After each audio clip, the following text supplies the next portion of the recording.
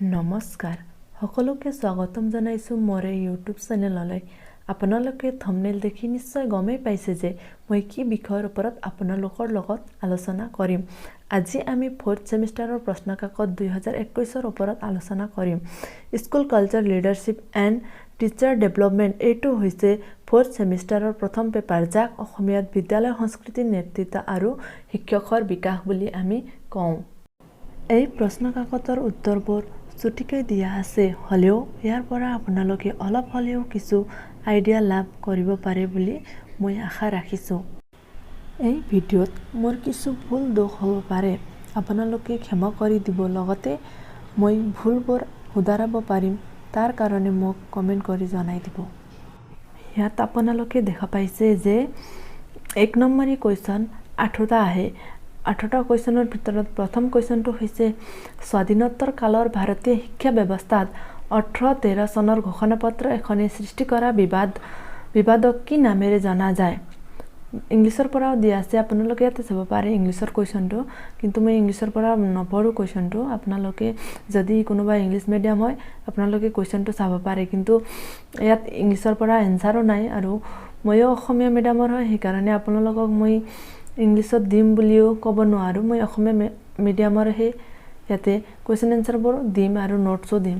পালে মই আপোনালোকে আশা নকৰিব, কিন্তু মই পালে চাম, আৰু যদি পাওঁ তেনেহ'লে ইংলিছৰ পৰাও মই দিবলৈ চেষ্টা কৰিম।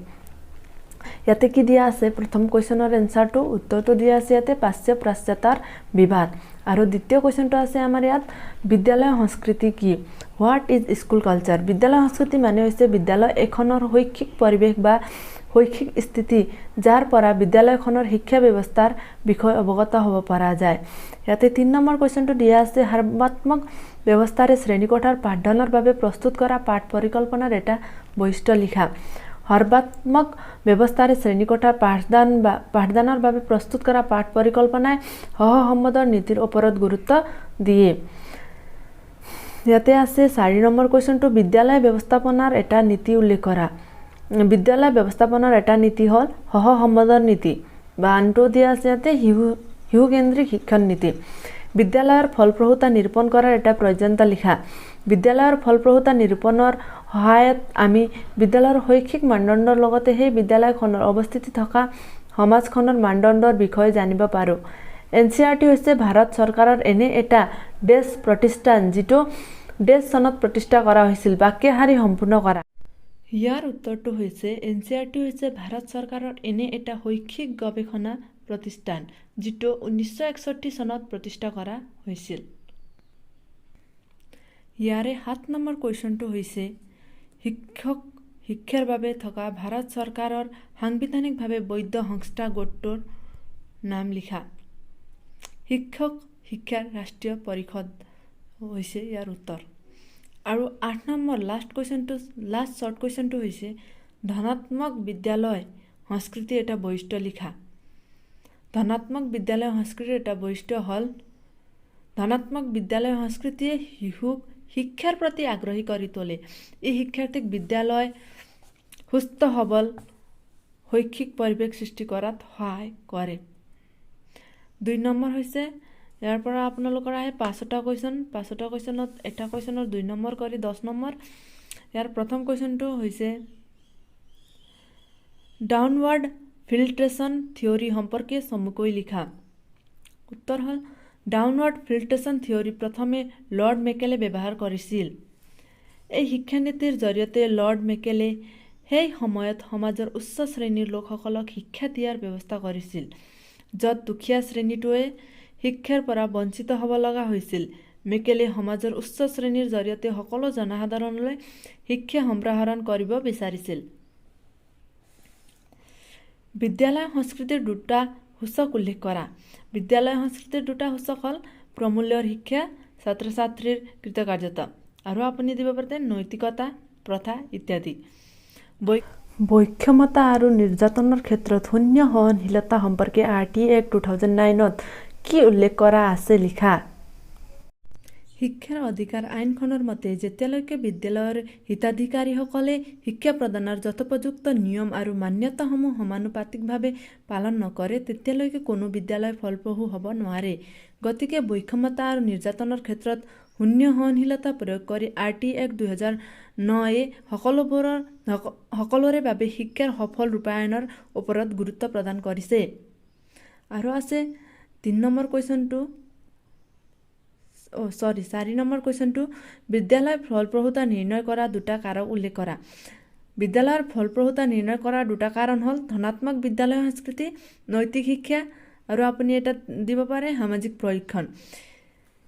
শিক্ষাৰ ক্ষেত্ৰত কোঠাৰী কমিছনে দিয়া মুখ্য নিৰ্দেশনা চমুকৈ লিখা।